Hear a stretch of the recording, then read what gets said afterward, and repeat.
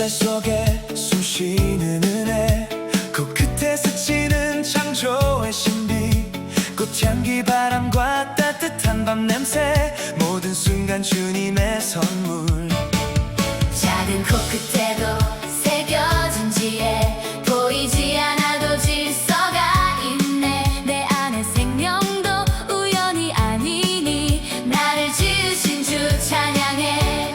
듣는 귀와 보는 눈, 냄새 맡는 코까지 주께서 지으신 놀라운 작품, 내 삶을 감사로 드리리. 너희는 그리스도의 향기라, 세상 속에 예수 향기 전하라.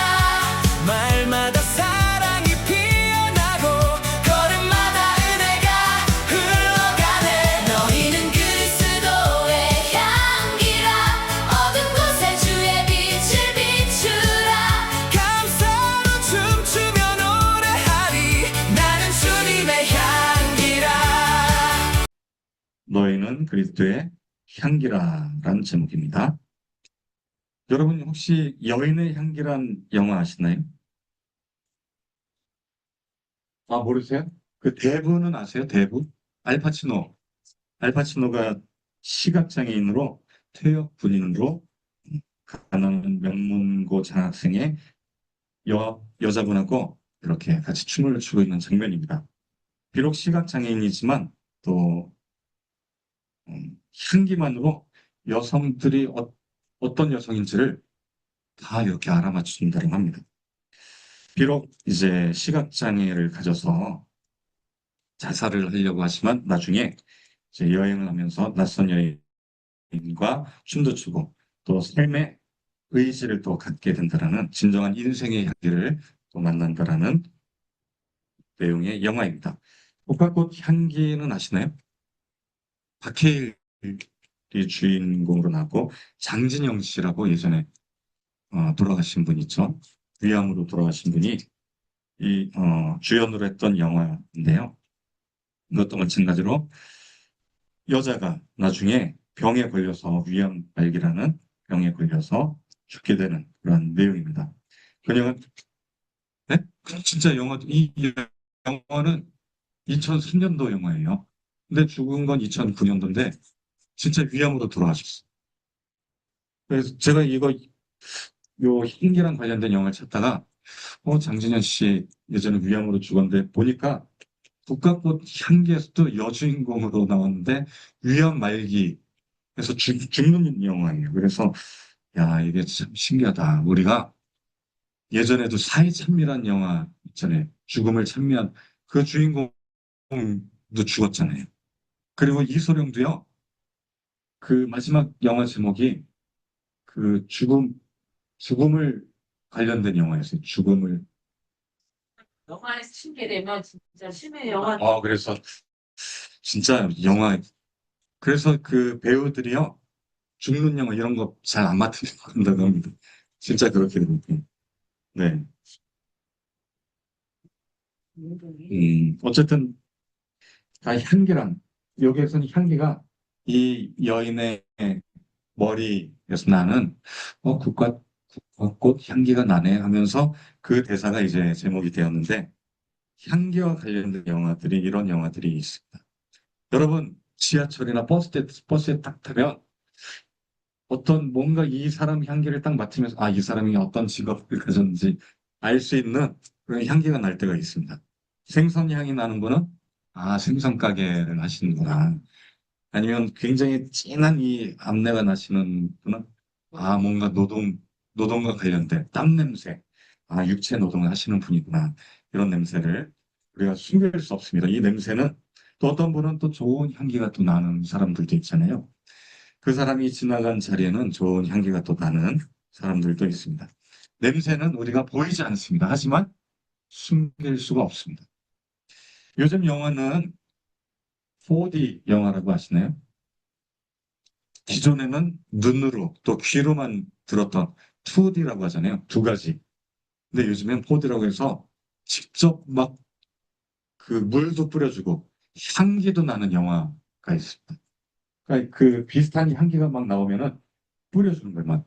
그래서 인공적으로 그런 영화들도 있다고 하는데 여러분 우리 오늘 말씀 향기, 냄새와 관련해서 한번 같이 어떤 향기를 우리가 내야 될까 같이 나누도록 하겠습니다.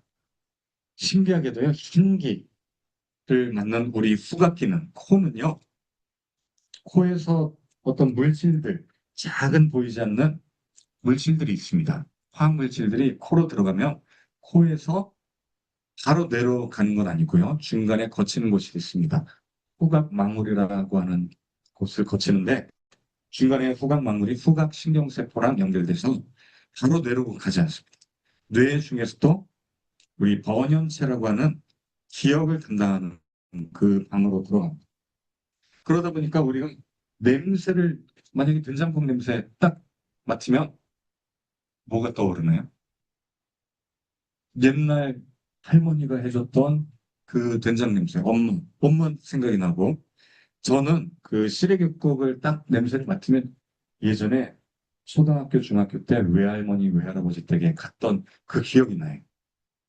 그때 할머니가 항상 시래기국을 해주셨어요. 된장국이랑.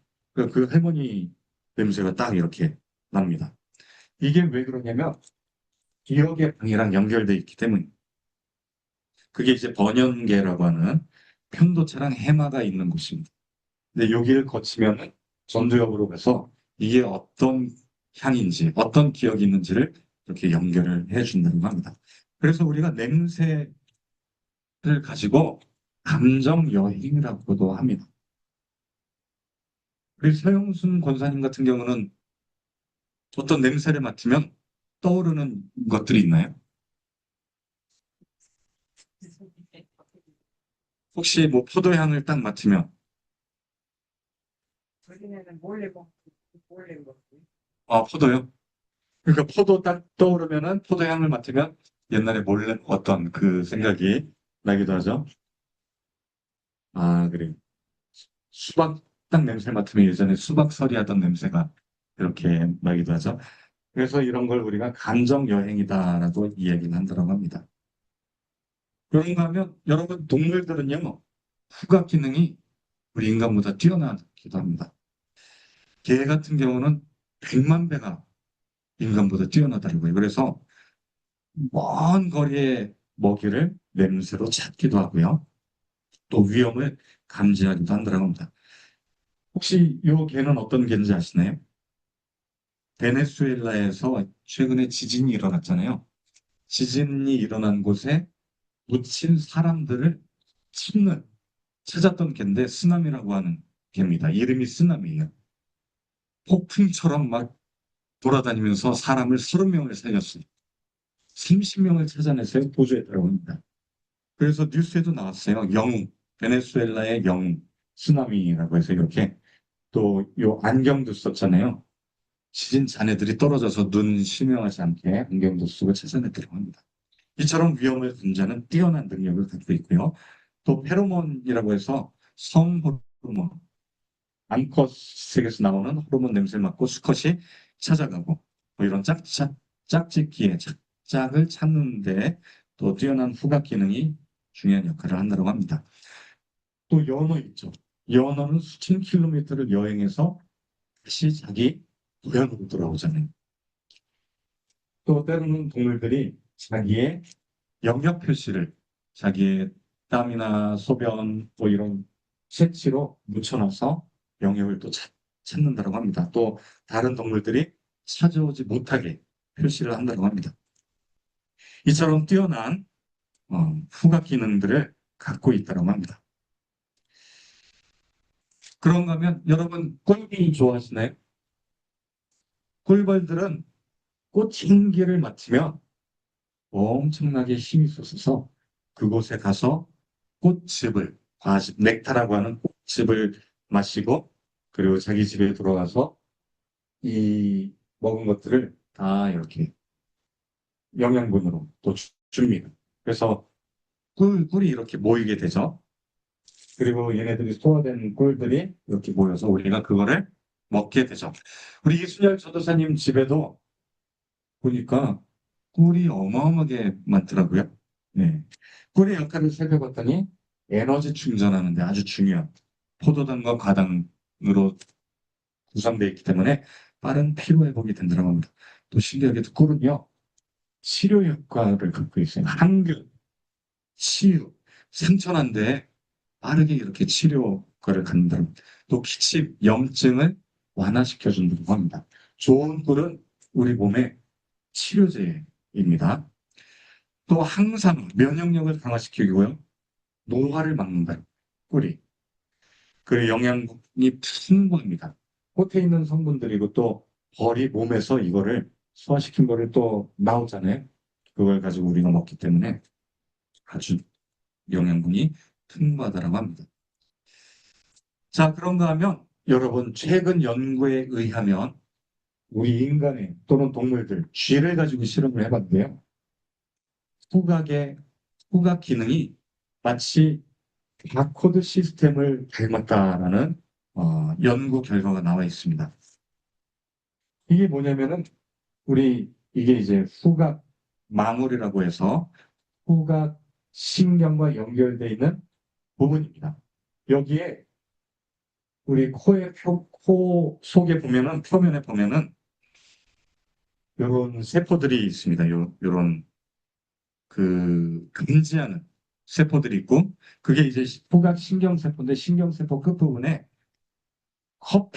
커피는 커피 모양을 가진 것은 거기에 딱 달라붙고 또 꿀은 꿀 모양을 가진 부위에 딱 달라붙고 그래서 이게 커피인지 꿀인지 이제 판단을 하는 거예요. 나중에 이제 기억을 해서 그런데 그 부위들이 정렬되어 있어요. 마치 킥보드처럼 정렬되어 있어서 뭐가 딱 들어오면 순간적으로 바로 뭔지 알아맞혀요.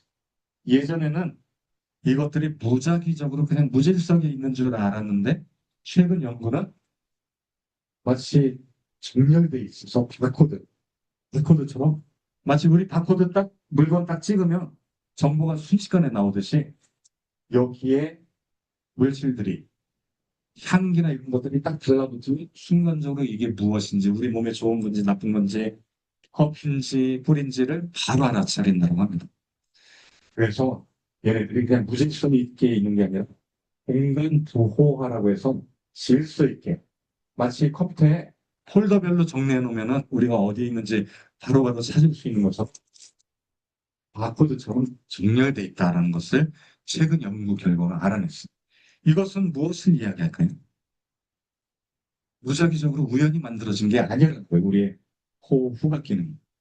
누군가 지적인 설계자가 설계했다는 것, 설계도면이 있다는 것입니다.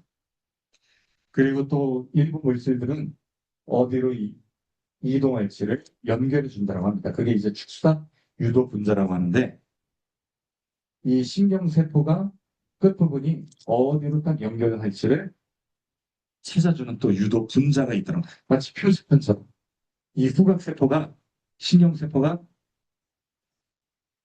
각각이 뇌세포랑 연결되어 있더라고요. 그거를 알려주는 표지판이 또 있다고 합니다. 그게 축삭 유도 분자라고 하는데 이처럼 보이지 않는 곳에 다 질서가 있습니다. 여러분 우리 인생도 마찬가지입니다. 보이지 않는 인생처럼 보이지만 실은 하나님이 우리 인생 곳곳에 중간중간에 표지판을 연결해 놨어요. 때로는 사람을 통해서 이 사람의 말을 통해서 하나님이 우리에게 역사하기도 하고 때로는 나에게 신호를 줍니다. 혈관이 막혀서 건강을 빨리 관리하라고 신호를 줄 때도 있습니다. 그래서 우리가 그것대로 잘 관리해서 또 살아나기도 하잖아요. 하나님 우리 인생에 좋은 표지판을 또 준 적이 있습니다.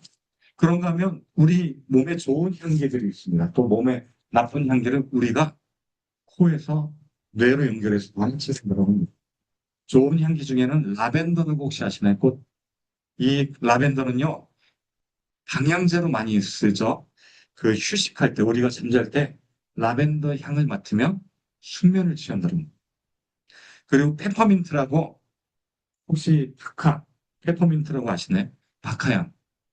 이거는 에너지, 집중력을 키워준다고 합니다. 공부하는 학생들에게 이런 향을 주면 또 좋아진다고 합니다. 또 시트러스, 그 감귤을 레몬, 여기에 있는 이 향기들은 기분을 좋게 만든다. 맛을 또 좋아지게 하고요. 몸에 나쁜 향기는 뭐가 있을까요? 뭔가 인공적으로 만든 향료들, 자연향이 아니야. 특히 담배 연기는 우리 몸에 폐암을 만드는 거. 나쁜 향기들 있잖아요. 이런 것들. 또 부패한 것들. 부패하면요, 우리 뇌는요, 이 향기를 맡은 다음에 불쾌하게 생각해요. 그러면 어떻게 할까요? 우리 몸이 거부하죠. 그러니까 이 향기들을 계속 맡으면 우리 몸이 나빠집니다. 먹어도 나쁘지만 향기만으로도 독성을 줄 수 있습니다. 이런 것들을 우리가 다 알아차린다고 합니다. 우리 인생도 마찬가지입니다. 어떤 이제 향수를 만드는 사람이 지나가니까 아, 저 사람은 향수를 만드는 사람이구나. 프랑스에는 이 향수를 만드는 장인들이 많다라고 해요. 그 프랑스 그 향수가 아주 유명하잖아요. 그래서 이 향기를 맡고 아, 저 사람 어떤 사람이구나 알 수 있다고 합니다. 어떤 여성은 딱 보기만 해도 또 그 사람 그 여성이 말하는 것, 행동만 봐도 예수님의 향기가 나는 사람이 있어요. 우리가 이 향기는 직접 눈에 보이는 향기는 아닙니다. 코로 맡을 수 있는 향기도 아닙니다. 그런데 그 사람의 무엇을 통해서? 말을 통해서, 또 행동을 통해서, 또 그 사람의 표정만 봐도 아, 이 사람이 어떤 사람인지 알 수 있다고 합니다. 우리 인생의 향, 우리 삶의 향기는 말과 행동으로 보여줍니다. 어떤 사람은 불평이 많이 우리 열심히 우리 이순열 전도사님이 요즘 매일 새벽 5시에 일어나서 그 농장에 일하러 가잖아요. 일을 도와주시는 분이 굉장히 성실하대요. 근데 말은 이제 굉장히 스트레스를 주신다고 하는데 불평의 말을 하면 아무리 나에게 좋은 도움이 돼도 굉장히 기분이 안 좋습니다. 마치 나쁜 향기를 내는 것처럼 또 남을 비난하는 사람들 같이 있으면요. 처음에는 같이 맞장구 쳐줘서 막 기분 좋아 보이지만 뒷담화하는 게 얼마나 재밌어요. 그렇죠? 남 뒷담화하는 게. 근데 시간이 지나면요. 찝찝해요. 그러다 나중에 똑같이 자기도 뒷담화를 하게 되죠. 비난의 말은 독한 냄새입니다. 공동체를 깨뜨립니다. 교만한 태도. 아, 내가 이 정도 됐는데 쟤는 아무것도 아니다. 뭐 이렇게 부정적으로 또 교만한 행동을 하는 사람도 사람을 멀어지게 한다고 합니다. 또 이기적인 행동도 마찬가지죠. 근데 반대로 따뜻한 말 한마디 하는 사람들. 무엇만 해도 아유 잘할 수 있, 할 수 있습니다. 이렇게 긍정적인 말 하는 사람들 있잖아요. 그런 사람들은 같이 있고 싶어요. 반대로 막, 어이, 막 지적하고 이거 잘못했어. 라고 하는 사람은 같이 있고 싶지 않아요. 지적을 하더라도요, 이제 긍정적으로 할 수 있다고 응원하는 사람들은 따뜻한 말로 이렇게 지적하는 사람들이 있습니다. 그런 사람은 사람을 살립니다. 생명을 살려요. 여러분, 지적해서는 절대로 그 사람이 변화되지 않습니다. 아이들한테 공부하는다고 막 혼내고 지적해도 그때뿐이 시간 지나면 마음의 감동이 없으면 변화되지 않습니다. 또 배려 있는 행동, 지친 마음을 위로해주고 쉬게 합니다. 감사의 말, 가정을 밝게 하고요. 용서하는 선택, 관계를 회복시킵니다. 섬기는 행동, 예수님의 향기가 드러납니다. 여러분, 그리스도 향기는 바로 살리는 향기, 그 감사의 향기, 사랑의 향기. 네, 오늘 읽었던 고린도서 2장 15절, 16절에도 이 사람에게는 사망에 이르는 향기가 난다라고 돼 있어요. 아까 그런 부정적인 말들, 사람을 죽이는 향기를 드러냅니다. 그러므로 우리는 예수님의 향기를 드러내시기를 예수님의 이름으로 축원드립니다. 억울해도 그것을 이겨내고 예수님의 마음으로 용서하고 참는 온유함이 바로 그리스도의 향기입니다. 또한 미움 대신 용서, 사랑하는 마음, 손해를 보아도 내가 조금 손해 봐도 정직하게 사랑하는 사랑, 또 미움 대신 용서, 불평 대신 감사, 높아지기를 보다는 나서시는 그 자세가 바로 예수 그리스도의 향기인 줄 믿습니다. 여러분, 그 향기를 닮아가기를 예수님의 이름으로 축원드립니다. 냄새는 결코 아까 초반에도 이야기했죠. 숨길 수 없습니다. 보이지 않아도 숨길 수 없습니다. 인생의 향기는 말과 행동으로 보여줍니다. 우리 그 예수님의 그런 신기, 온유함을 닮아가시길 예수님의 이름으로 축원드립니다.